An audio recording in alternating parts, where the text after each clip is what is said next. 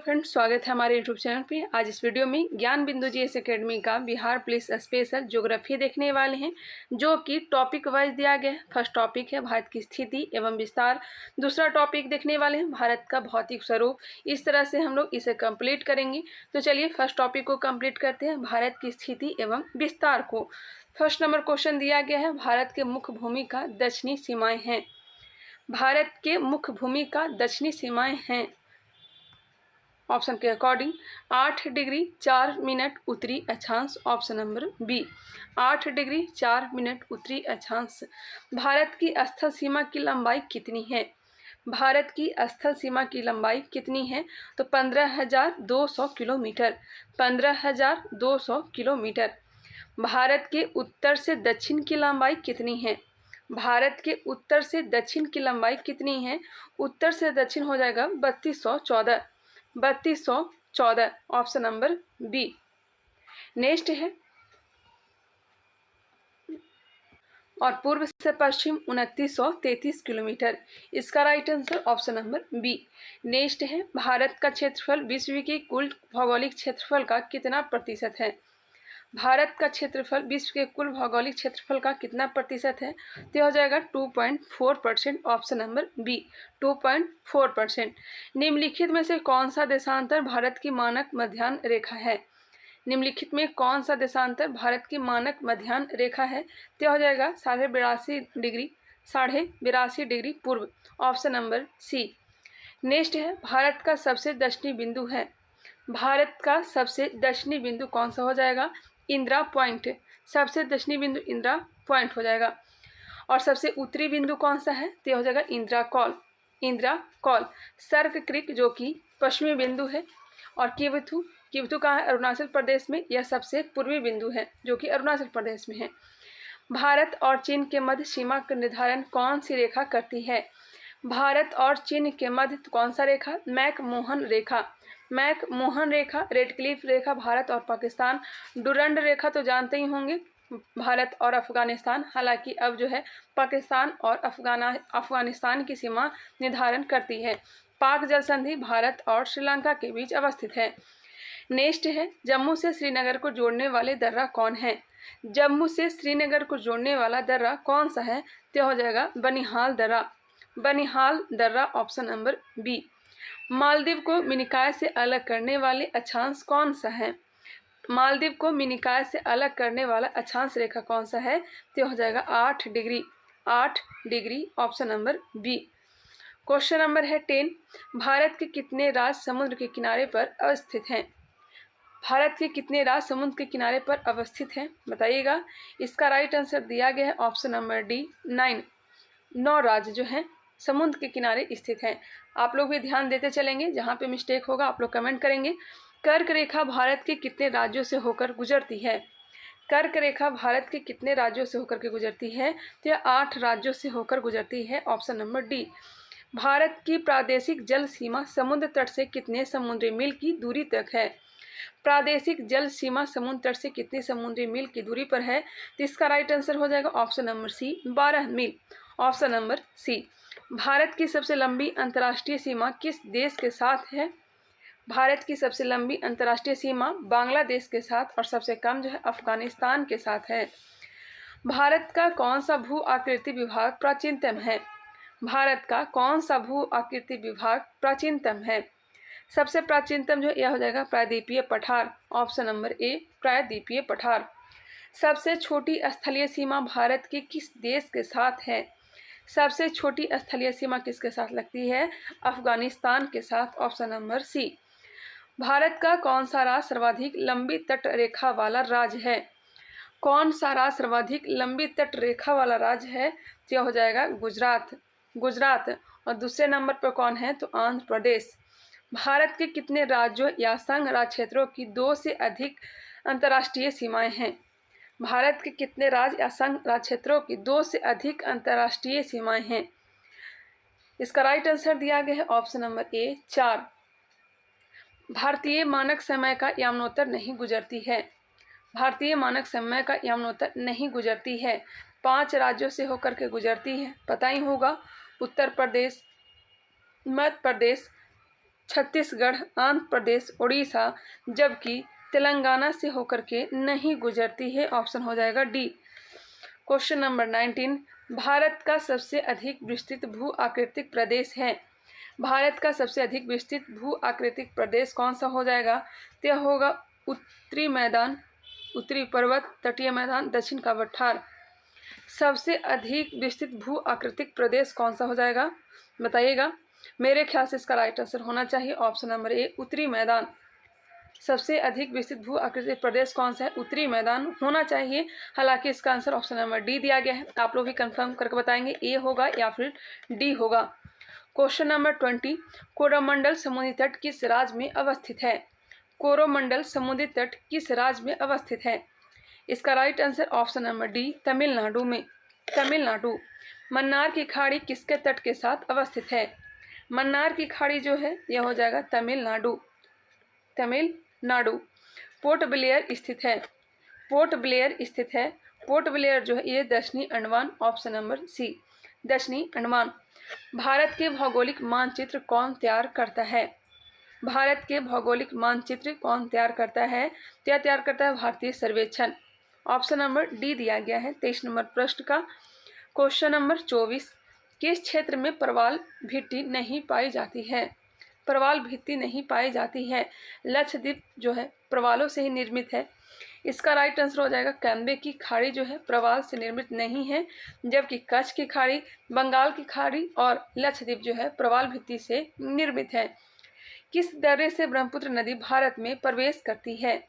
ब्रह्मपुत्र नदी भारत में प्रवेश यांगदाब दर्रे से होकर करती है। अरुणाचल प्रदेश में अवस्थित है। ऑप्शन हो जाएगा डी। भारत का सबसे ऊंचा दर्रा कौन है? भारत का सबसे ऊंचा दर्रा कौन सा है? यह दर्रा है काराकोरम दर्रा। Option number D. बोमडिला दर्रा कहाँ है? तो यह अरुणाचल प्रदेश में है। मानानीति कहाँ है? तो उत्तराखंड में है।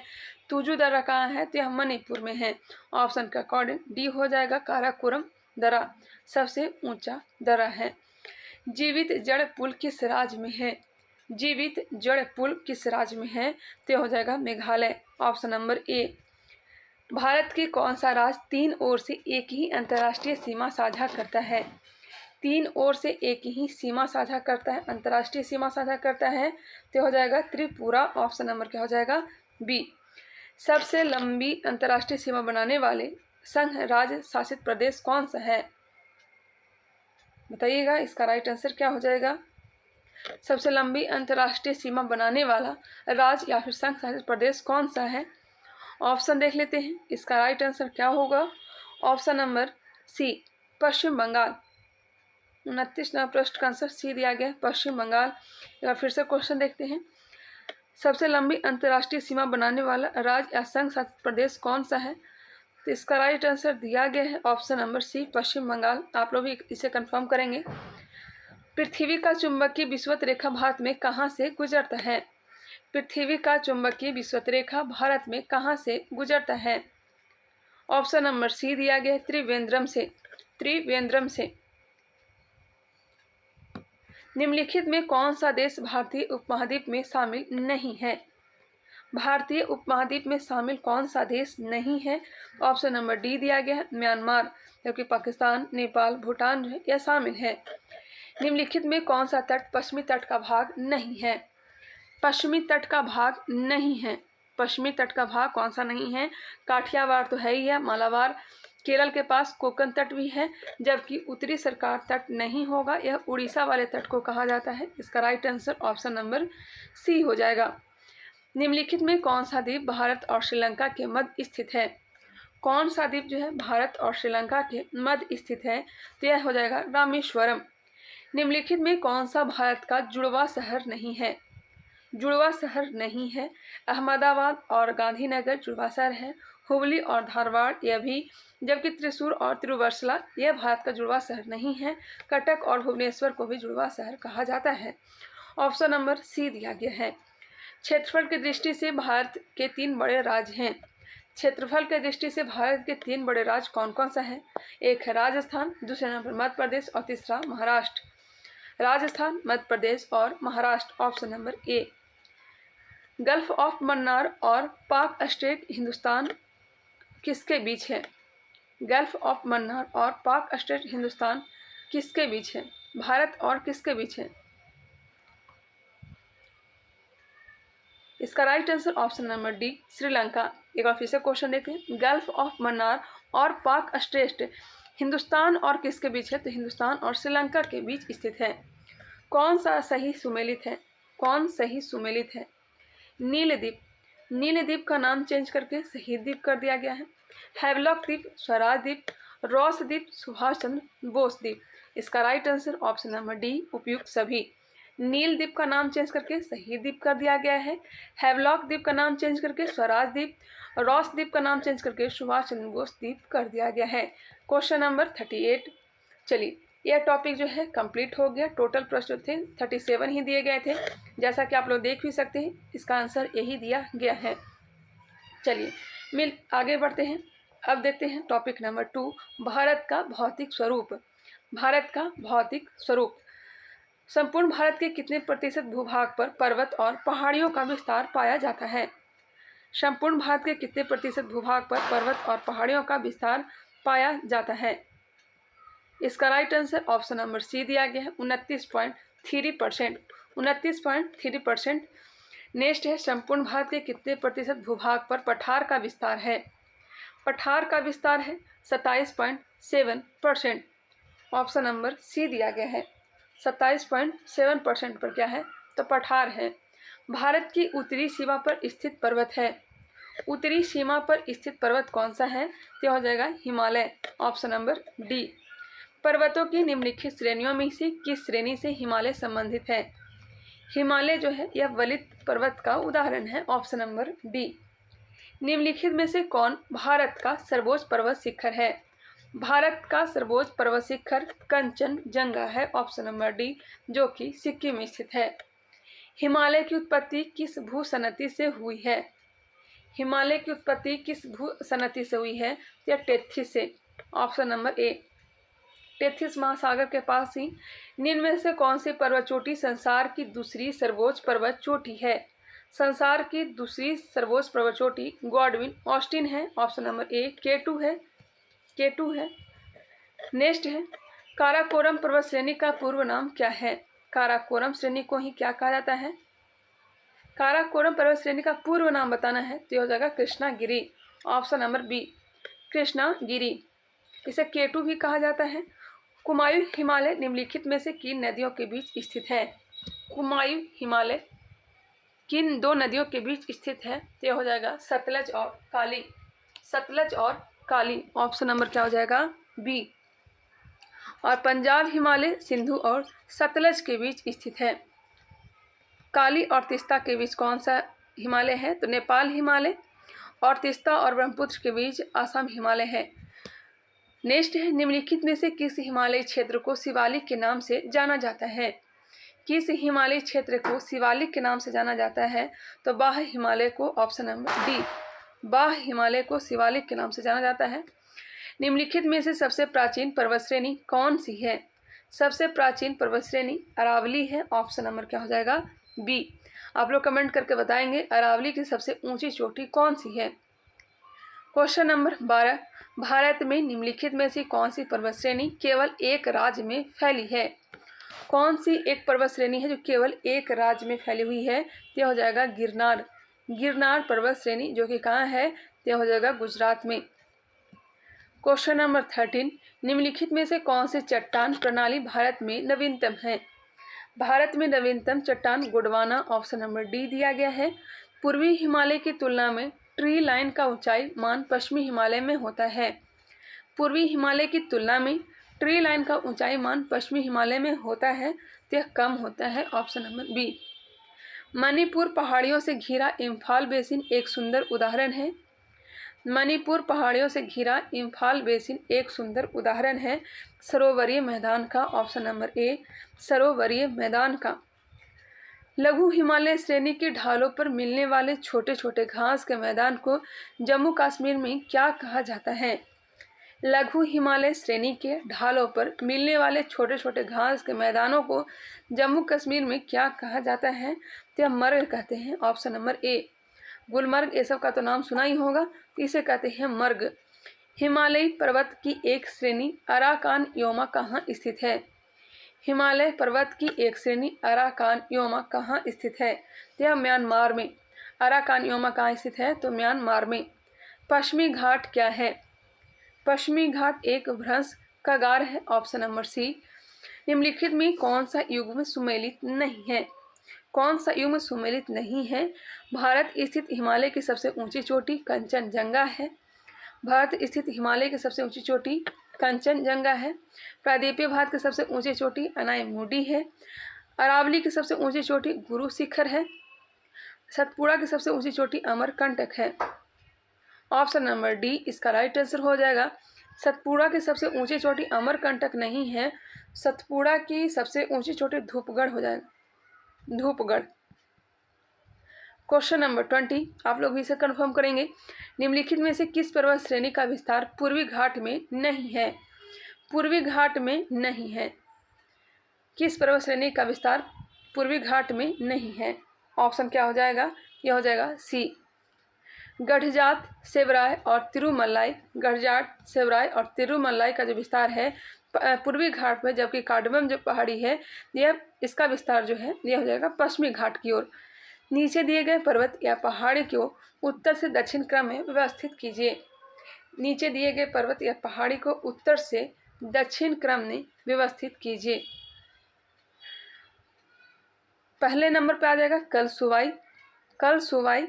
उसके बाद दूसरे नंबर पे बाबा बुदनगिरी, बाबा बुदनगिरी।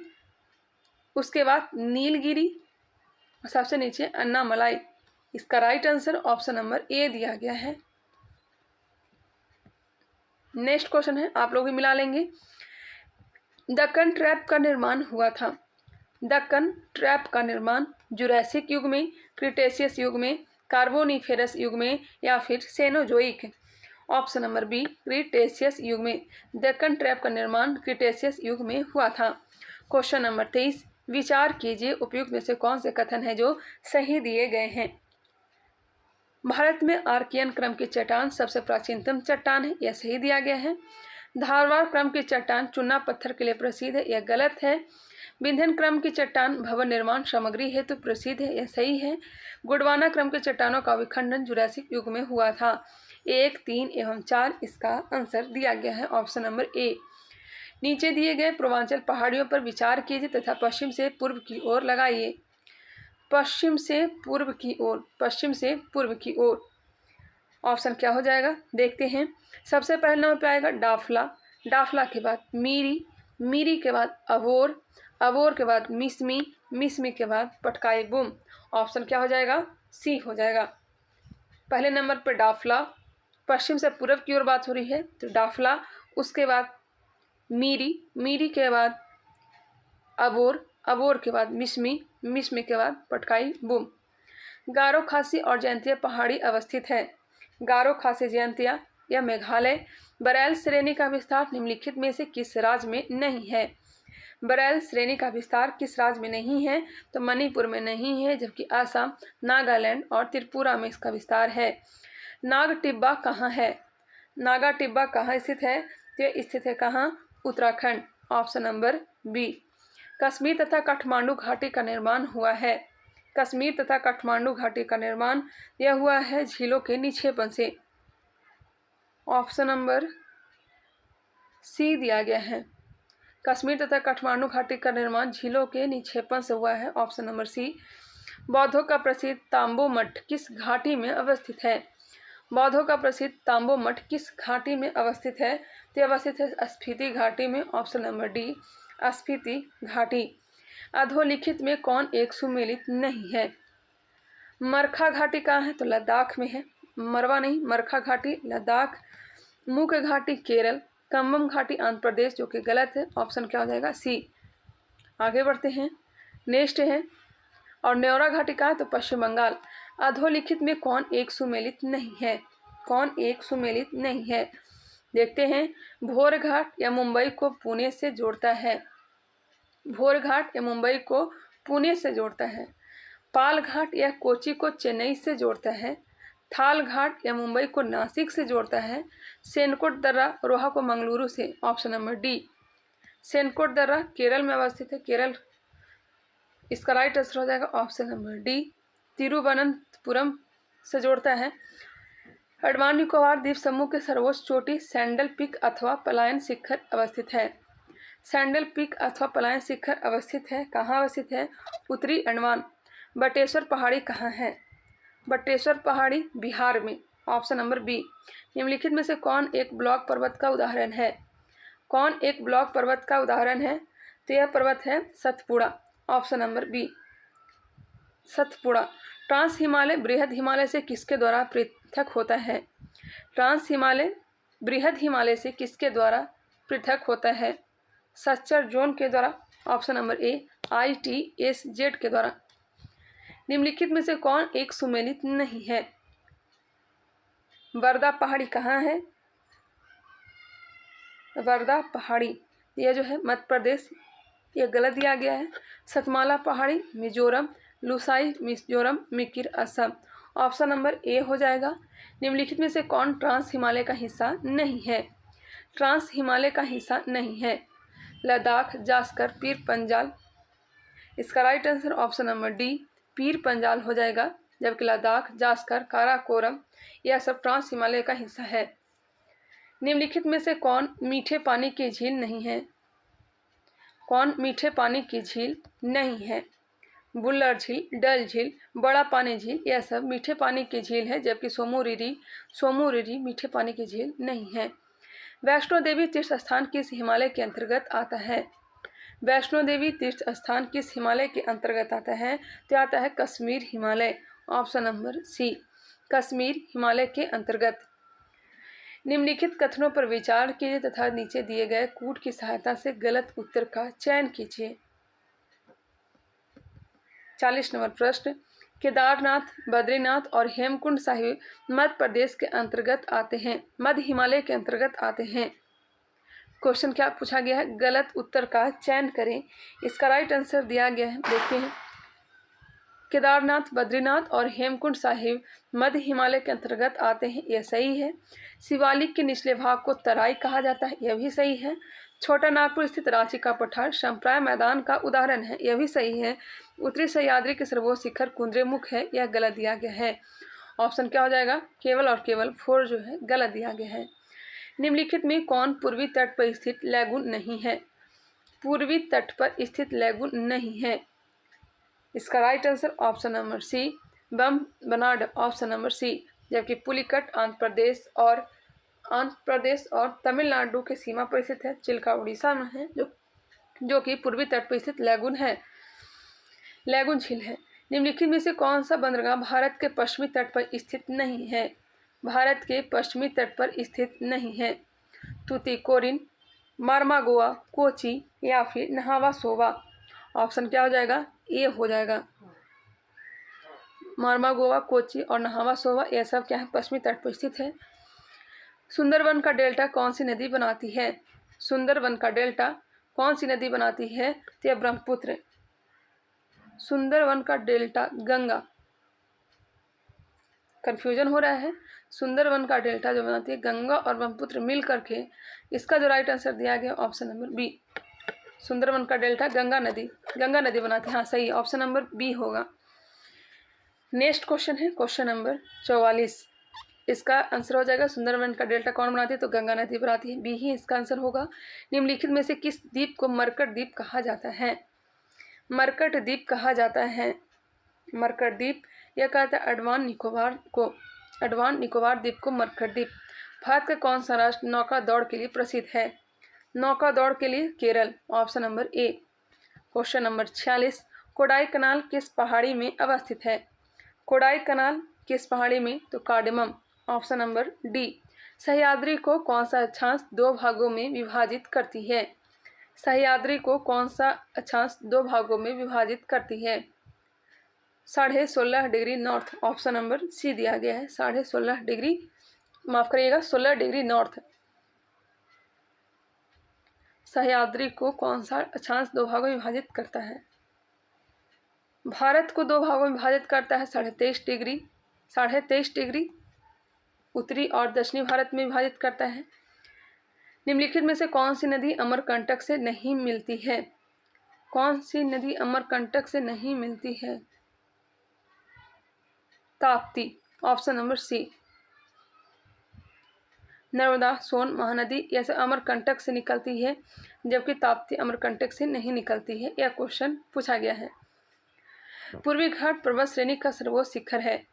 पूर्वी घाट पर्वत श्रेणी का सबसे सर्वोच्च शिखर महेंद्रगिरी।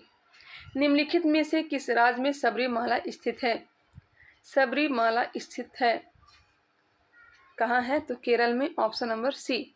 अब हम लोग देखने वाले हैं नेक्स्ट टॉपिक। इसका आंसर भी यहीं पे दिया गया है, जैसा कि आप लोग देख भी सकते हैं। चलिए आगे बढ़ते हैं, नेक्स्ट टॉपिक देखते हैं। टॉपिक नंबर 3, अपवाह तंत्र। हिमालय पार की नदियां हैं। हिमालय पार की नदियां कौन कौन सी है बताइएगा? हिमालय पार की नदियां सतलज, सिंधु एवं गंगा, ब्रह्मपुत्र, सिंधु एवं सतलज, ब्रह्मपुत्र, सिंधु एवं सतलज, ऑप्शन नंबर बी होगा। हिमालय पार ब्रह्मपुत्र, सिंधु एवं सतलज, ट्रांस हिमालय की बात हो रही थी।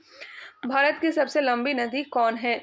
भारत की सबसे लंबी नदी गंगा है। किस नदी की सहायक नदी बांग्लादेश में पद्मा के नाम से जानी जाती है? किस नदी की सहायक नदी बांग्लादेश में पद्मा के नाम से जानी जाती है? तो हो जाएगा गंगा। निम्नलिखित में से कौन सी नदी सीधे गंगा में आकर मिलती है? सीधे गंगा में आकर के सोन। सुंदरवन का डेल्टा कौन सी नदी बनाती है? केन, बेतवा, चंबल जो है यह पहले यमुना में मिलती है, उसके बाद गंगा में मिलती है। सुंदरवन का डेल्टा कौन सी नदी बनाती है? अभी देखिए यही क्वेश्चन दिया गया है, तब यहाँ पे आंसर गंगा और ब्रह्मपुत्र होगा। अगर ऑप्शन में अलग अलग दिया रहेगा ऑप्शन, जैसे गंगा अलग ब्रह्मपुत्र अलग, तो हम लोग गंगा को टिक करेंगे। अगर दोनों साथ में दिया रहे तो हम लोग गंगा और ब्रह्मपुत्र दोनों को टिक करेंगे। निम्नलिखित में से कौन सी नदी दक्षिण से उत्तर की ओर प्रवाहित होती है? दक्षिण से उत्तर की ओर, दक्षिण से उत्तर की ओर प्रवाहित होती है कौन सी नदी है? तो हो जाएगा बेतवा नदी, जो कि यमुना में जाकर के मिलती है। किसे बिहार का दुख कहा जाता है? बिहार का शोक कोसी। इंदौर के समीप जनापाव पहाड़ी स्रोत है। जनापाव पहाड़ी चंबल नदी का। भारत में लवन नदी के नाम से जानी जाती है। लवन नदी के नाम से लूनी नदी जानी जाती है, ऑप्शन नंबर बी। निम्नलिखित में से कौन सी नदी एस्चुरी नहीं बनाती है? नर्मदा, ताप्ती यह सब एस्चुरी बनाती है, और मांडवी भी। इसका राइट आंसर हो जाएगा महानदी। महानदी एस्चुरी नहीं बनाती है। क्षिप्रा नदी किसकी सहायक नदी है? क्षिप्रा किसकी सहायक नदी है? यह जो है चंबल की। नेक्स्ट है निम्नलिखित में से कौन सी नदी भ्रंश घाटी से होकर बहती है? नर्मदा और ताप्ती जो है, नर्मदा और ताप्ती यह सब भ्रंश घाटी से होकर के गुजरती है, ऑप्शन क्या हो जाएगा? बी। दक्षिण भारत की नदियों में सबसे लंबी नदी है। दक्षिण भारत की नदियों में सबसे लंबी नदी गोदावरी। विश्व का बृहत्तम डेल्टा निर्मित होता है। विश्व का बृहत्तम डेल्टा कौन सा? तो गंगा एवं ब्रह्मपुत्र का सुंदरवन का डेल्टा। मानस किस नदी का उपनदी है? मानस ब्रह्मपुत्र की, ऑप्शन नंबर डी। भारत के निम्नलिखित नदियों में से किसे जैविक मरुस्थल कहते हैं? दामोदर को जैविक मरुस्थल। अलकनंदा के साथ वह नदी कौन सी है जिसके संगम पर रुद्रप्रयाग स्थित है? Rudraprayag Mandakini, option number B. निम्नलिखित में से कौन सी एक नदी कावेरी की सहायक नदी नहीं है? कावेरी की सहायक नदी नहीं है। इंद्रावती जो है कावेरी की सहायक नदी नहीं है, जबकि हेमावती, अर्कावती और अमरावती।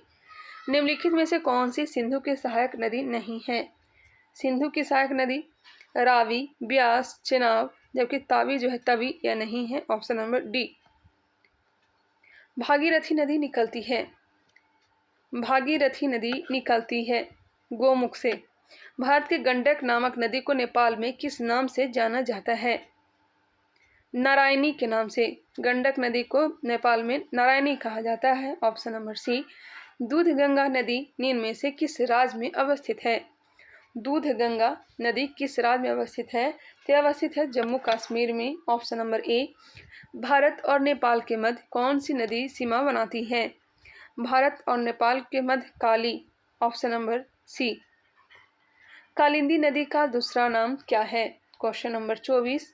कालिंदी नदी का दूसरा नाम क्या है? तो यह हो जाएगा यमुना। ऑप्शन क्या हो जाएगा? सी।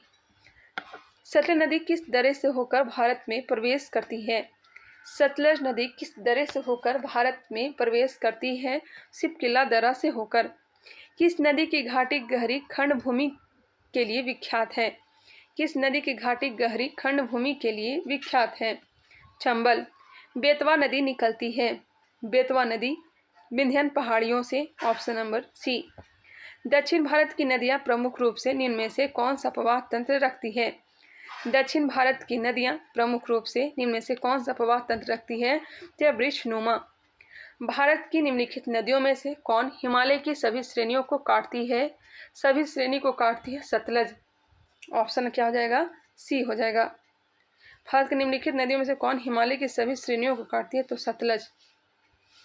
हंगरी सहायक नदी है। हंगरी किसकी सहायक नदी है? तुंगभद्रा की। तुंगभद्रा की। दामोदर जिसकी सहायक नदी है वह है। दामोदर जो है हुगली की सहायक नदी है। त्रिवेणी नहर में किस नदी से पानी आता है? गंडक नदी से। त्रिवेणी नहर में गंडक नदी से पानी। उत्तर प्रदेश और मध्य प्रदेश राज्यों में संयुक्त राजघाट नदी घाटी परियोजना लागू की गई है। संयुक्त राजघाट नदी घाटी परियोजना किस नदी पर? ऑप्शन क्या हो जाएगा? डी हो जाएगा, बेतवा नदी। कपिली जिसकी सहायक नदी है वह है। कपिली किसकी सहायक नदी है? तो ब्रह्मपुत्र की। ब्रह्मपुत्र की। Option number D. कश्मीर में पहलगाम किस नदी के किनारे बसा है? कश्मीर में पहलगाम किस नदी के किनारे बसा है? लिच्छर नदी। Option number C. पहलगाम लिच्छर नदी। निम्नलिखित में से कौन से कथन सही दिए गए हैं? कौन से कथन है जो सही दिए गए हैं? देखते हैं। तीस्ता नदी पहले गंगा की सहायक नदी थी। बिल्कुल, तीस्ता नदी पहले गंगा की सहायक नदी थी। आजकल यह ब्रह्मपुत्र की सहायक नदी है। यह सही दिया गया है। नदी अपहरण हिमालय की नदियों का एक प्रमुख गुण है। नदी का अपहरण हिमालय की नदियों का एक प्रमुख गुण है। 36 का जो आंसर दिया गया है ऑप्शन नंबर सी। 1 और 2 दोनों के दोनों क्या हैं? सही दिए गए हैं। पट्टी सीमा परियोजना निम्नलिखित में से किस नदियों के एकीकरण से जुड़ी है? पट्टी सीमा परियोजना निम्नलिखित में से किस नदियों के एकीकरण से जुड़ी हुई है? तो जुड़ी हुई है कृष्णा और गोदावरी। मोटीबंध डेल्टा निम्नलिखित में से किस डेल्टा का एक उपविभाग है? मोटीबंध डेल्टा निम्नलिखित में से किस डेल्टा का एक उपविभाग है? तो बंगाल डेल्टा का। प्रायद्वीपीय नदियों के उत्तर से दक्षिण की ओर क्रम में सजाएं। उत्तर से दक्षिण की ओर क्रम में सजाना है। इसका आंसर हो जाएगा ऑप्शन नंबर डी। चलिए देखते हैं। पहले नंबर पे महानदी, उसके बाद महानदी के बाद गोदावरी, गोदावरी के बाद कृष्णा, कृष्णा के बाद पेन्नार, पेन्नार के बाद कावेरी, कावेरी के बाद वगई। मिला लीजिएगा आप लोग भी। ऑप्शन क्या दिया गया है? डी दिया गया है। प्रायद्वीपीय नदियों की लंबाई के अनुसार घटते क्रम में सजाइए। प्रायद्वीपीय नदियों की लंबाई के अनुसार घटते क्रम में। इसका आंसर ऑप्शन नंबर ए होगा, गोदावरी, उसके बाद कृष्णा, फिर नर्मदा और फिर महानदी। ऑप्शन नंबर ए दिया गया है। निम्नलिखित कथनों पर विचार कीजिए और गलत कथन का चयन कीजिए। बराक नदी मणिपुर हिल के माउंट जानपो से निकलती है। माउंट जानापा पहाड़ी से निकलती है। घीरी, धलेश्वरी और सोनाई बराक नदी की सहायक नदी है। घीरी, धलेश्वरी और सोनाई बराक नदी की सहायक नदी है। तिहाई मुख्य बांध बराक नदी पर अवस्थित है। बराक नदी को राष्ट्रीय जलमार्ग 2 घोषित किया गया है। इसका जो आंसर दिया गया है, क्या कोई क्वेश्चन किया गया है? गलत कथन। ऑप्शन नंबर 4 जो है गलत दिया गया है। ऑप्शन नंबर 4 केवल और केवल 4 जो है गलत दिया गया है। भारत के निम्न जलप्रपातों में कौन गोवा में स्थित है? गोवा में कौन सा जलप्रपात? दूध सागर जलप्रपात गोवा में है। भेड़ा घाट पर कौन सा जलप्रपात स्थित है? भेड़ा घाट पे धुआंधार। ऑप्शन नंबर ए। 44 नंबर प्रश्न, निम्नलिखित में कुचिकल जलप्रपात की सही ऊंचाई कौन सी है? कुचिकल जलप्रपात की ऊंचाई जो है 399 मीटर। वेमनाड झील है केरल में। निम्नलिखित में से कौन सा एक लैगून नहीं है? लैगून नहीं है तो पेरियार लैगून नहीं है, जबकि अष्टमुदी, चिल्का और पुलिकट यह सब लैगून झील है। चिल्का झील जहाँ स्थित है वह है, चिल्का झील उड़ीसा में है, उत्तरी सरकार तट। ऑप्शन क्या हो जाएगा डी। भारत के किस राज्य में फुलहर झील स्थित है? फुलहर झील उत्तर प्रदेश। निम्नलिखित में कौन सुमेलित नहीं है? ऑप्शन नंबर बी जो है सम्मिलित नहीं है। लोकटक झील जो है यह मणिपुर में है, ना कि मेघालय में है, जबकि वेम्बनाड झील केरल, डल झील कश्मीर, पुलिकट झील आंध्र प्रदेश तमिलनाडु सीमा पर। भारत की निम्न झीलों में से कौन जम्मू कश्मीर में अवस्थित है? जम्मू कश्मीर में अंचार झील। बर्फ से ढकी झील घैपन स्थित है। बर्फ से ढकी झील घैपन कहाँ स्थित है? तो यह Himachal Pradesh. Option number B. Question number 52, kayal क्या है? कयाल या केरल के लैगून। कयाल मिट्टी केरल के लैगून है। Option number D. निम्नलिखित में से कौन सी एक कृत्रिम झील है? निम्नलिखित में से कौन सा एक कृत्रिम झील है? कृत्रिम झील। ऑप्शन नंबर ए कोडाई कनाल। भारत की सबसे बड़ी कृत्रिम झील कौन है? भारत की सबसे बड़ी कृत्रिम झील यह हो जाएगा गोविंद बल्लभ पंत सागर झील। गोविंद बल्लभ पंत सागर झील। भारत में सबसे अधिक ऊंचाई पर स्थित झील कौन सा है? चोलामो झील। चोलामो झील कहाँ है? सिक्किम में। निम्नलिखित में से किस झील में वेलिंगटन द्वीप स्थित है? किस झील में वेलिंगटन द्वीप स्थित है? वेलिंगटन द्वीप वेम्बनाड झील में। निम्नलिखित में से कौन एक सुमेलित नहीं है? कौन एक सुमेलित नहीं है? ऑप्शन नंबर सी कुचकल वराही नदी, जोग या गरसोपा श्रावती नदी, चुलिया जलप्रपात स्वर्णरेखा नदी। यह गलत है। धुआंधार जलप्रपात नर्मदा नदी। होंगे नबकल जलप्रपात किस नदी पर अवस्थित है? होंगे नबकल जलप्रपात किस नदी पर अवस्थित है? कावेरी नदी। निम्नलिखित में कौन सी नदी बंगाल की खाड़ी में अपना मुहाना बनाती है? बंगाल की खाड़ी में मुहाना महानदी। महानदी। निम्नलिखित में कौन ब्रह्मपुत्र की सहायक नदी है? मानस जो है ब्रह्मपुत्र की सहायक नदी है। अब आगे बढ़ते हैं। इसका आंसर यहीं पर दिया गया था। चलिए आगे बढ़ते हैं। जो आंसर दिया गया है वही मैं आप लोग को बताते चल रही हूँ। कोई क्वेश्चन में डाउट होता है तो आप लोग बेशक कमेंट करिएगा। अब है टॉपिक नंबर 4, जलवायु। मानसून शब्द की उत्पत्ति हुई है। मानसून शब्द की उत्पत्ति हुई है किससे हुई है? तो अरबी भाषा से। ऑप्शन नंबर ए। भारत के किस राज्य में मानसून का आगमन सबसे पहले होता है? तो केरल में होता है, जून के प्रथम सप्ताह में होता है। भारत में ग्रीष्मकालीन मानसून के प्रवाह की समान दिशा है दक्षिण पश्चिम से उत्तर पूर्व। दक्षिण पश्चिम से उत्तर पूर्व। निम्नलिखित में से कौन सा एक सबसे सूखा स्थान है? सूखा स्थान लेह। भारत के किस भाग में सर्वाधिक दैनिक तापांतर पाया जाता है? दैनिक तापांतर राजस्थान के मरुस्थलीय क्षेत्रों से। तमिलनाडु में मानसून के समान महीने कौन से हैं? तमिलनाडु में मानसून के समान महीना कौन सा है? तो नवंबर दिसंबर जाड़े के दिन। निम्नलिखित कथनों पर विचार करिए, कौन से कथन हैं जो सही दिए गए हैं?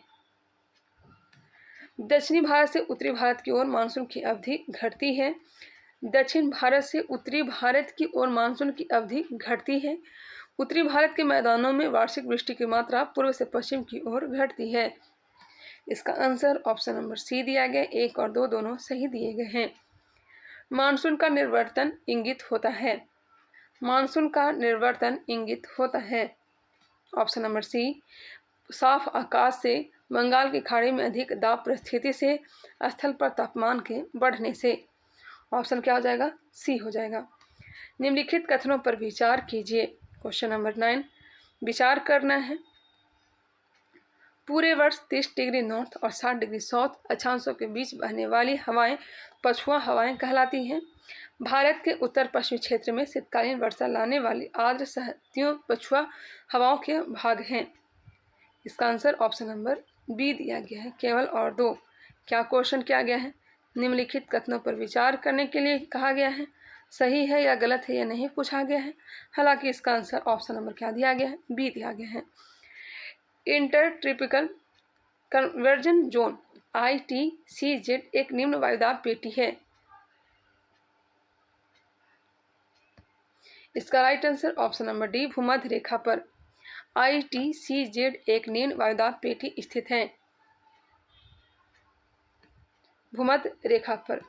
भारत की सर्वाधिक वर्षा मुख्यतः प्राप्त होती है। भारत की सर्वाधिक वर्षा मुख्यतः प्राप्त होती है तो होती है दक्षिण पश्चिम मानसून से। उत्तर पूर्वी मानसून से सबसे अधिक वर्षा प्राप्त करने वाला राज्य कौन सा है? उत्तर पूर्वी मानसून से सर्वाधिक वर्षा तमिलनाडु। ऑप्शन नंबर क्या हो जाएगा? सी। निम्नलिखित राज्यों में से किसमें अधिकतम औसत वार्षिक वर्षा होती है? सिक्किम में। भारत किसमें अधिकतम औसत वार्षिक वर्षा होती है? एक मिनट। निम्नलिखित राज्यों में से किसमें अधिकतम औसत वार्षिक वर्षा होती है? ऑप्शन नंबर बी दिया गया, सिक्किम दिया गया है। आम्र वर्षा संबंधित है।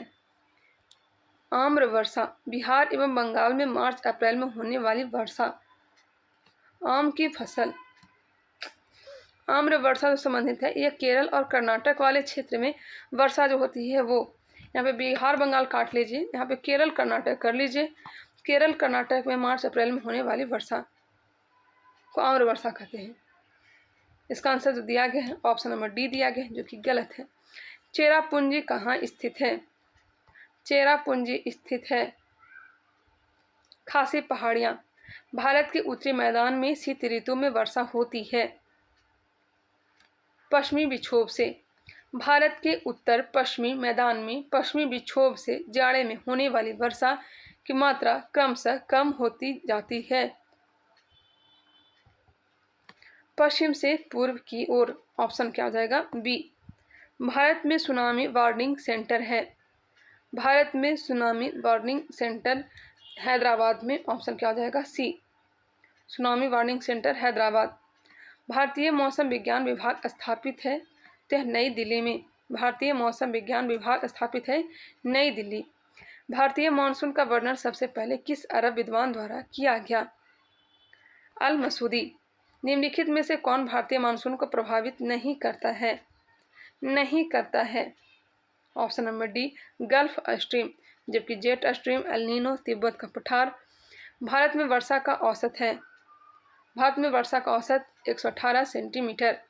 बिहार में अधिकतम तापमान 45 डिग्री सेंटीग्रेड से ऊपर क्यों चला जाता है? बिहार में अधिकतम तापमान 45 डिग्री सेंटीग्रेड से ऊपर क्यों चला जाता है? क्योंकि बिहार का अधिकांश भाग कर्क रेखा के ऊपर पड़ता है, क्योंकि बिहार की जलवायु उष्णकटिबंधीय है, क्योंकि सूर्य की स्थिति उत्तरायण होती है। ऑप्शन क्या हो जाएगा? डी हो जाएगा उपयुक्त सभी। मई और जून के महीनों में भारत के उत्तर पश्चिमी भागों में चलने वाली अत्यंत गर्म व शुष्क पवनों को लू कहते हैं। एक गर्म हवाएं गंगा के दक्षिणी मैदान में कितनी किलोमीटर प्रति घंटा की गति से बहती है? ऑप्शन क्या हो जाएगा? 8 से 16 किलोमीटर प्रति घंटा। Option D. बिहार में कहाँ सर्वाधिक औसत वर्षा होती है? बिहार में कहाँ सर्वाधिक औसत वर्षा होती है? तो यह जिला है किशनगंज। ऑप्शन क्या हो जाएगा? ए। बिहार की जलवायु को प्रभावित करने वाले कारक हैं। बिहार की जलवायु को प्रभावित करने वाले कारक कौन सा हो जाएगा? तो हो जाएगा उपयुक्त में से सभी। कर्क रेखा की स्थिति, हिमालय और दक्षिण पश्चिमी मानसून। Question number 27। कोपेन के जलवायु वर्गीकरण के अनुसार उत्तरी बिहार का अधिकांश भाग किस विभाग में आता है? किस विभाग में आएगा?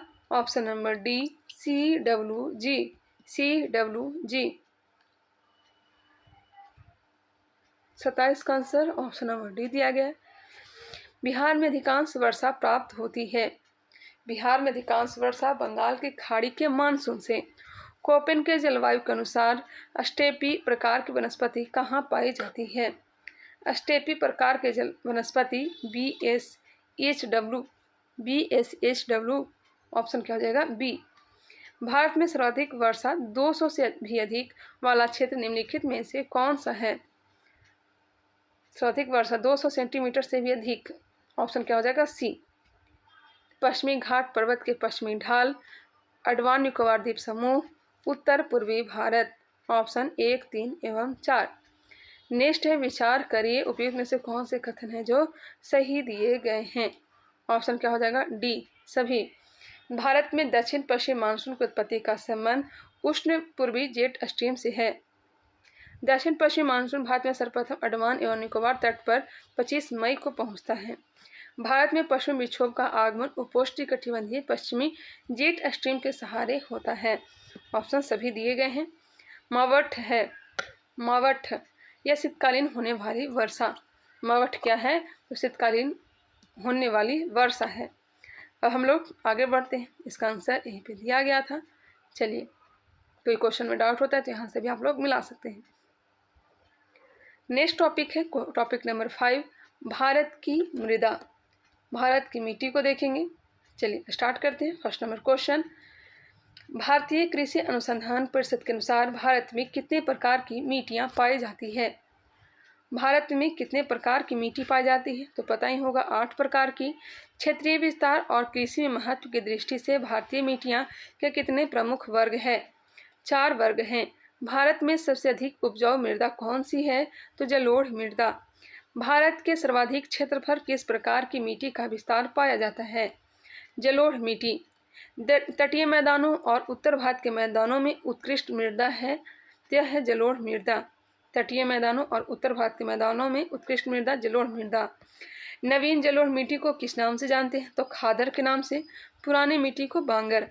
भारत का संपूर्ण उत्तरी मैदान किस प्रकार की मृदा से बना है? संपूर्ण उत्तरी मैदान जो है जलोढ़ मृदा से बना हुआ है। निम्नलिखित में से किस प्रकार की मिट्टी के न्यूनतम उर्वरक की आवश्यकता होती है? जो क्वेश्चन इजी है मैं उसे फास्ट वे में कंप्लीट करूंगी। निम्नलिखित में से किस प्रकार की मिट्टी न्यूनतम उर्वरक की आवश्यकता होती है? तो जलोढ़ मिट्टी। कौन सी मिट्टी प्रायद्वीपीय भारत में अधिकतम क्षेत्रफल में स्थित है? प्रायद्वीपीय भारत में काली मिट्टी। ऑप्शन नंबर ए दिया गया है। विचार कीजिए। 10 नंबर प्रश्न, विचार करना है। उपयुक्त में से कौन से कथन है जो सही दिए गए हैं? कौन से कथन है जो सही दिए गए हैं? काली मिट्टी क्रिस्टेशियस युग में दरारी उद्भेदन से निक्षेपित पदार्थों से बनी है, यह सही है। काली मिट्टी क्रिस्टेशियस युग में दरारी उद्भेदन से निक्षेपित पदार्थों से बनी है। काली मिट्टी कपास की खेती के लिए सर्वोत्तम मिट्टी है। काली मिट्टी को रेगुर मिट्टी तथा उत्तर प्रदेश में करेल के नाम से जाना जाता है। ईंट बनाने हेतु सर्वोत्तम मिट्टी लैटराइट मिट्टी है। यह सभी के सभी क्या है? सही दिए गए हैं। स्वतः जुताई वाली मिट्टी किसे कहते हैं? स्वतः जुताई वाली मिट्टी कौन सा है? यह काली है, काली मिट्टी। लैटराइट मिट्टी महत्वपूर्ण रूप से पाई जाती है। लैटराइट मिट्टी मालाबार तट पे। नेक्स्ट है विचार कीजिए। विचार कीजिए, क्या विचार करना है? उपयुक्त विवरण अधोलिखित में किस मिट्टी से संबंधित है? देखते हैं। जलवायु आर्द्र एवं शुष्क तथा वर्षा 200 सेंटीमीटर से अधिक। जलवायु आर्द्र एवं शुष्क तथा वर्षा 200 सेंटीमीटर से अधिक। नेक्स्ट है, इसमें लौह एवं एल्यूमिनियम की ग्रंथियां पाई जाती हैं, ये भी सही है। लौह एवं एल्यूमिनियम की ग्रंथियां किसमें पाया जाएगा? तो लैटराइट में। इसमें नाइट्रोजन, चूना एवं ह्यूमस की कमी होती है। इसकी प्रकृति अम्लीय होती तथा यह चाय एवं काजू के लिए उपयुक्त मानी जाती है। चाय और काजू के लिए लैटराइट मिट्टी। ऑप्शन क्या हो जाएगा? बी। लैटराइट मिट्टी के बारे में बात कही जा रही थी। भारतीय कृषि अनुसंधान परिषद ICAR के वर्गीकरण के अनुसार निम्नलिखित में से किस मिट्टी की अधिकता सर्वाधिक क्षेत्रफल प्रतिशत है? भारतीय कृषि अनुसंधान परिषद के वर्गीकरण के अनुसार निम्नलिखित में से किस मिट्टी की अधिकता सर्वाधिक क्षेत्रफल प्रतिशत है? ऑप्शन क्या हो जाएगा? ए, इंसेप्टिसोल। इंसेप्टिसोल। निक्षालन और ऑक्सीकरण द्वारा निर्मित मृदा कौन सी होती है? निक्षालन और ऑक्सीकरण द्वारा निर्मित मृदा यह हो जाएगा मखरला मिट्टी। कौन सी फसल मृदा को नाइट्रोजन से भरपूर कर देती है? कौन सी फसल मृदा को नाइट्रोजन से भरपूर कर देती है? मटर। Option number D. करेवास मृतिका जो जाफरान के उत्पादन के लिए उपयोग है पाई जाती है। जाफरान, कश्मीर, हिमालय, केसर। ऑप्शन नंबर क्या हो जाएगा? ए हो जाएगा। करेवा मिट्टी में पाई जाती है। पौधे को सबसे अधिक पानी किस मिट्टी में मिलता है? चिकनी मिट्टी में। चिकनी मिट्टी में।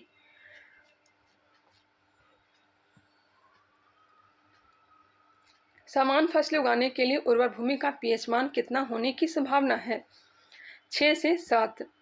तेजाबी मिट्टी को कृषि योग्य बनाने हेतु निम्नलिखित में से किसका उपयोग किया जा सकता है? तेजाबी मिट्टी को कृषि योग्य बनाने हेतु निम्नलिखित में से किसका उपयोग किया जा सकता है? तो लाइम मिट्टी। भारत में सर्वाधिक क्षारीय क्षेत्र पाया जाता है। क्षारीय क्षेत्र उत्तर प्रदेश राज्य में। भारत में लवणीय मृदा सर्वाधिक क्षेत्रफल है। लवणीय मृदा यह हो जाएगा गुजरात। निम्न में से किस क्षेत्र में मृदा अपरदन की समस्या गंभीर है? मृदा अपरदन की समस्या गंभीर यह हो जाएगा शिवालिक पहाड़ी के पास क्षेत्र में। ऑप्शन क्या हो जाएगा? बी। निम्नलिखित में भारत का कौन सा क्षेत्र मृदा अपरदन से अत्यधिक प्रभावित है? कौन सा क्षेत्र मृदा अपरदन से अत्यधिक प्रभावित है? चंबल घाटी। कृषि भूमि में किसके पौधे उगाने से भूमि का अपरदन अधिकतम तीव्रता से होता है? कृषि भूमि में किसके पौधे उगाने में भूमि का अपरदन अधिकतम तीव्रता से होता है? ऑप्शन नंबर ए स्वधर्म। कौन सा तरीका मिट्टी की उर्वरता प्राप्त करने का नहीं है? मिट्टी की उर्वरता प्राप्त करने का नहीं है। ऑप्शन क्या हो जाएगा? सी हो जाएगा बीज संशोधन। जबकि फसल चक्र, मिश्रित खेती, बहुफसली खेती यह सब उर्वरता प्राप्त करने का एक तरीका है। मृदा क्षरण को रोका जा सकता है। मृदा क्षरण को वन रोपण के द्वारा। ऑप्शन नंबर सी। 28वां प्रश्न, कीटभक्षी पौधे जिस मृदा में उगते हैं उसमें कमी रहती है नाइट्रोजन की। Option C. कौन सा युग्म सही नहीं है? कांप मिट्टी उत्तर प्रदेश, काली मिट्टी महाराष्ट्र, लाल और पीली मिट्टी तमिलनाडु, लेटराइट मिट्टी पंजाब। यह गलत है। ऑप्शन क्या हो जाएगा? डी। प्रायद्वीपीय पठारों में लेटराइट मिट्टी पाई जाती है। केरल, कर्नाटक ये सब वाले क्षेत्र में। भारत में चंदन की लकड़ी के वन सर्वाधिक कहाँ पाए जाते हैं? तो नीलगिरी के पहाड़ियों में, तमिलनाडु वाले क्षेत्र में, गंगा के मैदान में मृदा की उर्वरता के बने रहने का कारण है। गंगा के मैदान में मृदा की उर्वरता के बने रहने का कारण वार्षिक बाढ़ एवं नवीन जलोढ़ मिट्टी का जमाव, अत्यंत सूक्ष्म कणों वाली मिट्टी जो है यह चिक्का मिट्टी है। भारतीय मृदाओं में जिस सूक्ष्म तत्व की सर्वाधिक कमी है वह है। भारतीय मृदाओं में जिस सूक्ष्म तत्व की सर्वाधिक कमी जो है ये जस्ता की। निम्नलिखित में से कौन मृदा से संबंधित है? यह हो जाएगा इंडेफिक। Option number D. पीट मिट्टी के संबंध में कौन सा कथन असत्य दिया गया है, गलत दिया गया है? ऑप्शन क्या हो जाएगा? सी। इनका निर्माण आर्द्र दशाओं में होता है। इनमें जैविक पदार्थों की अत्यधिक मात्रा होती है। ये मिट्टियाँ केरल, पश्चिम बंगाल, उड़ीसा और तमिलनाडु के तटीय क्षेत्रों में पाई जाती हैं। ये मिट्टियाँ एल्युमिनियम और हाइड्रेट ऑक्साइड से परिपूर्ण होती है। ये गलत दिया गया है। क्वेश्चन नंबर 36 तो दिया हुआ है नहीं। चलिए अब अगला टॉपिक हम लोग देखने वाले हैं। आंसर यहाँ पे दिया गया था। चलिए आगे बढ़ते हैं। नेक्स्ट टॉपिक है भारत की कृषि एवं पशुपालन। टॉपिक नंबर 6, भारत की कृषि एवं पशुपालन। चलिए इसे देखते हैं। क्वेश्चन नंबर 1, भारत के भू क्षेत्र के संबंध में विचार कीजिए। उपयुक्त में से कौन से कथन हैं जो सही दिए गए हैं? भारत के कुल क्षेत्रफल का लगभग 51% भाग पर कृषि, 4% भूभाग पर चारागाह, 21% भूभाग पर वन तथा 24% भूभाग पर बंजर भूमि है। भारत में खाद्यान्नों के अंतर्गत आने वाले कुल क्षेत्र के 47% भाग पर चावल की खेती की जाती है जो भारत का मुख्य खाद्य फसल है। 1 और 2 दोनों के दोनों क्या हैं? सही दिए गए हैं। कृषि किस सूची का विषय है? कृषि राज्य सूची। स्वतंत्र भारत के प्रथम कृषि और खाद्य मंत्री कौन थे? डॉक्टर राजेंद्र प्रसाद। भारतीय कृषि का इतिहास किसने लिखा? भारतीय कृषि का इतिहास एम.एस. रंधावा ने। भारत में एग्रो इकोलॉजिकल जोन्स की कुल संख्या है।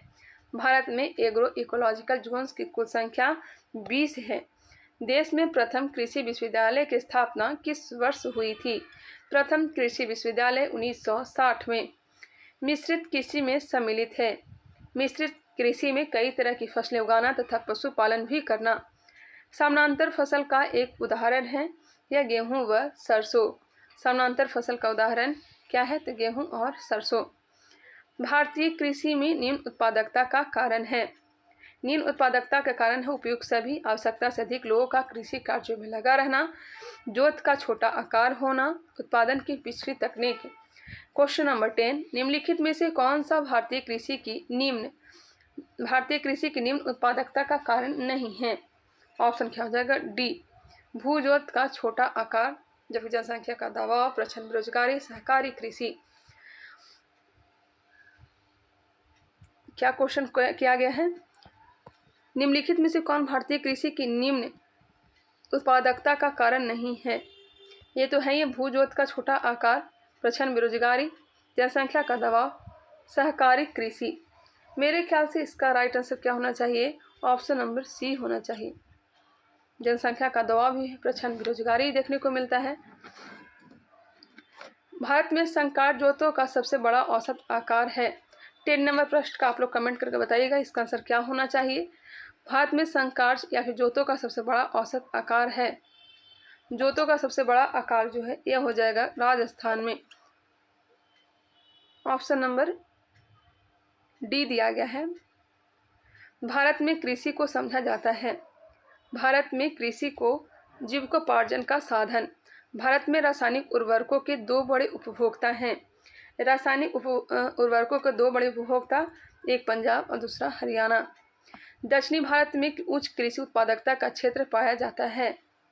तमिलनाडु तट में उच्च कृषि उत्पादकता का क्षेत्र तमिलनाडु क्षेत्र में, तमिलनाडु तट में। Option number B. निम्नलिखित राज्यों में कौन भारत में ठेकेदारी कृषि को लागू करने में अग्रणी है? ठेकेदारी कृषि को लागू करने में पंजाब। एग मार्क है। एग मार्क गुणवत्ता गारंटी की मुहर। सदाबहार क्रांति भारत में कृषि उत्पादकता बढ़ाने के लिए प्रयोग में लाई गई। सदाबहार क्रांति एम एस स्वामीनाथन द्वारा। ऑप्शन नंबर बी दिया गया है। नॉर्मन अर्नेस्ट बोरलॉग जो हरित क्रांति के जनक माने जाते हैं किस देश से हैं? नॉर्मन अर्नेस्ट बोरलॉग किस देश के हैं? संयुक्त राज्य अमेरिका के। हरित क्रांति से अभिप्राय है उच्च उत्पाद वैरायटी प्रोग्राम। उच्च उत्पाद वैरायटी प्रोग्राम। हरित क्रांति में प्रयुक्त मुख्य पादप कौन सा था? गेहूं हो जाएगा। ऑप्शन क्या हो जाएगा? डी। दो ऑप्शन है गेहूं में, एमर गेहूं या फिर मैक्सिकन गेहूं। इसका आंसर ऑप्शन नंबर डी दिया गया है, मैक्सिकन गेहूं। हरित क्रांति मैक्सिकन गेहूं। निम्नलिखित में कौन सुमेलित नहीं है? खाद्य उत्पादन में वृद्धि हरित क्रांति, दूध उत्पादन श्वेत क्रांति, मत्स्य उत्पादन नीली क्रांति, रजत क्रांति सिल्वर क्रांति, यह अंडा उत्पादन से संबंधित है। ध्यान रखिएगा, दूसरी क्रांति किससे संबंधित है? तो यह हो जाएगा उर्वरक, यह भूरी क्रांति। निम्नलिखित में से कौन सही सुमेलित नहीं है? सही सुमेलित नहीं है। पीली क्रांति तिलहन, कृष्ण क्रांति बायोडीजल, लाल क्रांति टमाटर मांस उत्पादन, बादामी क्रांति फल उत्पादन। ऑप्शन क्या हो जाएगा? डी। निम्नलिखित में से कौन सही सुमेलित नहीं है? सही सुमेलित नहीं है। अमृत क्रांति नदी जोड़ परियोजना, गोल क्रांति आलू, स्वर्ण क्रांति बागवानी, प्रामाणिक क्रांति भिंडी उत्पादन। भिंडी उत्पादन। ऑप्शन क्या हो जाएगा? डी। किस महीनों में रबी फसल की बुआई होती है? रबी फसल की बुआई अक्टूबर नवंबर महीने में। निम्नलिखित में कौन एक रबी फसल है? रबी फसल सरसों। रबी फसल सरसों। नेक्स्ट है, निम्न में से कौन सी रबी की फसल नहीं है? रबी की फसल नहीं है भिंडी, जबकि गाजर मूली मटर यह सब रबी की फसल है। नेक्स्ट है, नकदी फसल में सम्मिलित नहीं है। गेहूं जो है नकदी फसल में सम्मिलित नहीं है। Option number D. जबकि गन्ना कपास और जूट जो है नकदी फसल में सम्मिलित है। कौन सा क्रम 3 बड़े गेहूं उत्पादक राज्यों की दृष्टि से सही है? उत्तर प्रदेश, पंजाब एवं हरियाणा। माही सुगंधा किस फसल की प्रजाति है? माही सुगंधा यह धान की प्रजाति है। ऑप्शन नंबर ए। गेहूं में बौनेपन का जीन है। गेहूं में बौनेपन का जीन नोरिन 10। मैक्रोनी गेहूं सबसे उपयुक्त किन परिस्थितियों में है? मैक्रोनी गेहूं सबसे उपयुक्त किन परिस्थितियों में है? ऑप्शन क्या हो जाएगा? मैक्रोनी गेहूं सबसे उपयुक्त किन परिस्थितियों में है? तो ऑप्शन हो जाएगा सी, असिंचित परिस्थितियों के लिए। असिंचित परिस्थितियों के लिए। राज 3077 एक प्रजाति है। राज 3077 गेहूं की। Option number D. राज 3077 एक गेहूं की प्रजाति है। पूसा सिंधु गंगा एक प्रजाति है। पूसा सिंधु गंगा एक प्रजाति है यह गेहूं की। निम्नलिखित में कौन सा गेहूं की फसल का रोग है? गेहूं की फसल का रोग यह कौन सा है? यह रस्ट। कल्याण सोना एक किस्म है। गेहूं की।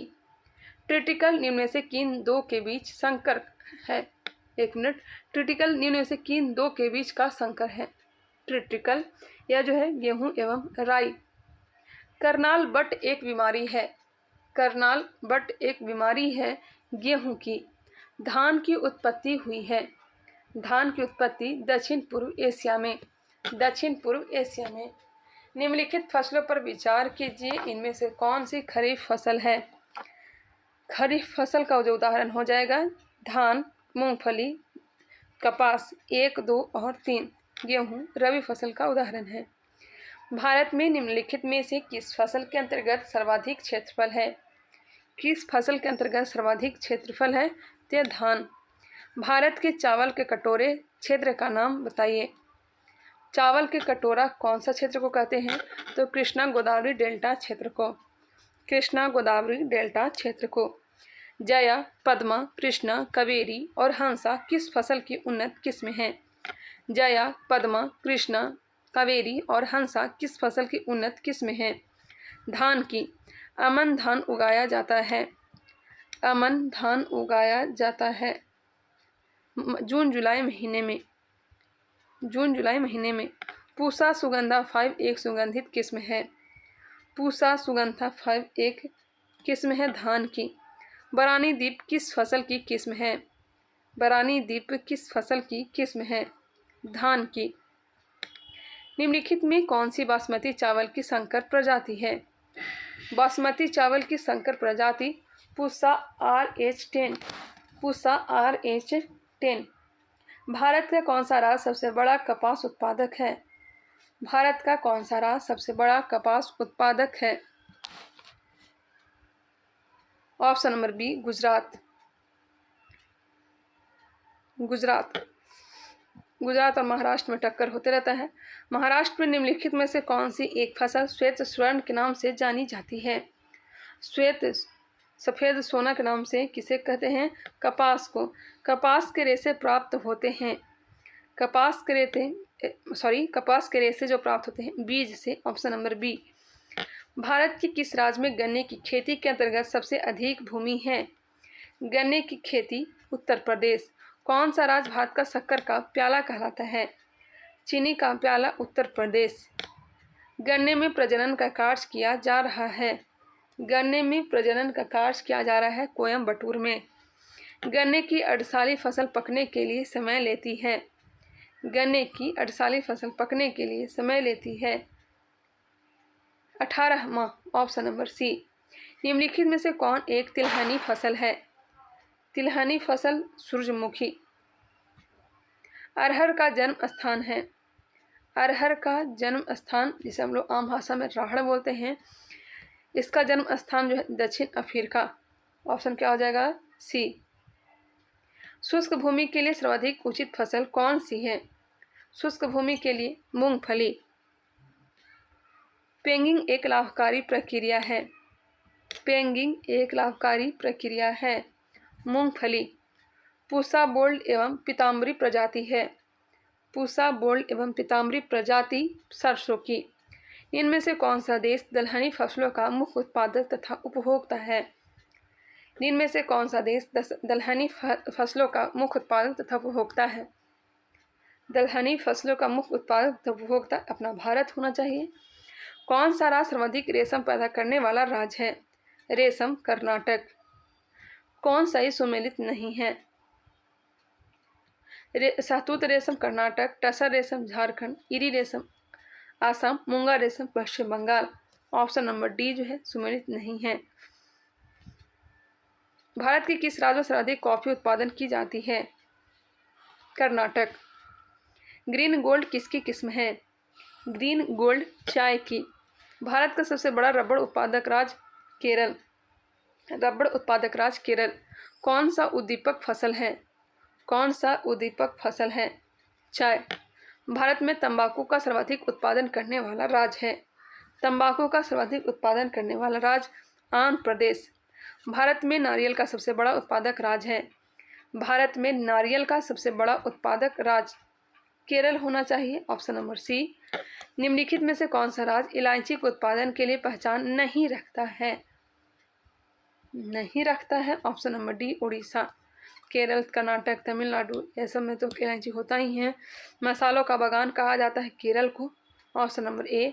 लौंग प्राप्त होता है या पुष्पकली से? निम्नलिखित में कौन सही सुमेलित नहीं है?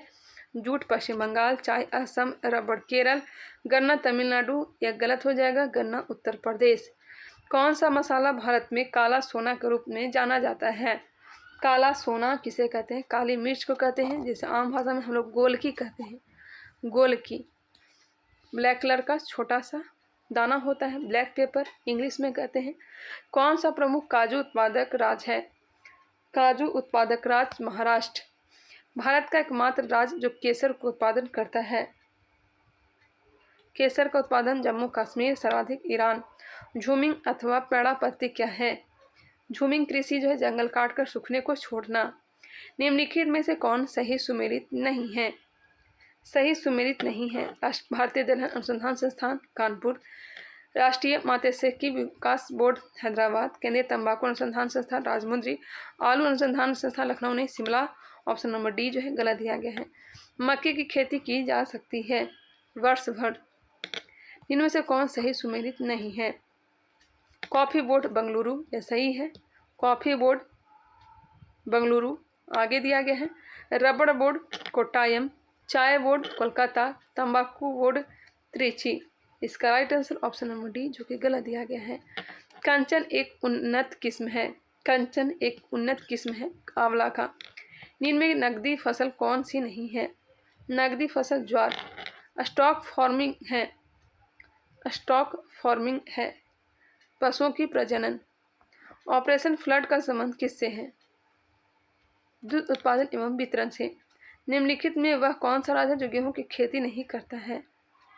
कौन सा राज्य है जो गेहूं की खेती नहीं करता है? तमिलनाडु, कर्नाटक, महाराष्ट्र, पश्चिम बंगाल ये सब में गेहूं की खेती की जाती है। चलिए अब आगे वाले पार्ट जो है इसमें टोटल जो पार्ट दिए गए हैं 13 आई थिंक दिए गए हैं, जिसे हम लोग धीरे धीरे करके कंप्लीट कर लेंगे। एक पार्ट और इसका आएंगे, उसमें हम लोग कंप्लीट करने का प्रयास करेंगे। जल संसाधन सिंचाई व बहुउद्देशीय परियोजना यह सब हम लोग अगली वीडियो में देखेंगे। चलिए मिलते हैं नेक्स्ट वीडियो में। आई थिंक यह वीडियो आप लोग को पसंद आया होगा। अगर पसंद आया तो इसे लाइक कर लें। अभी तक हमारे चैनल को सब्सक्राइब नहीं किया है तो साथ ही साथ सब्सक्राइब कर लें, बेल आइकन को क्लिक कर लें और इसे शेयर करना ना भूलें। चलिए मिलते हैं नेक्स्ट वीडियो में, तब तक के लिए धन्यवाद।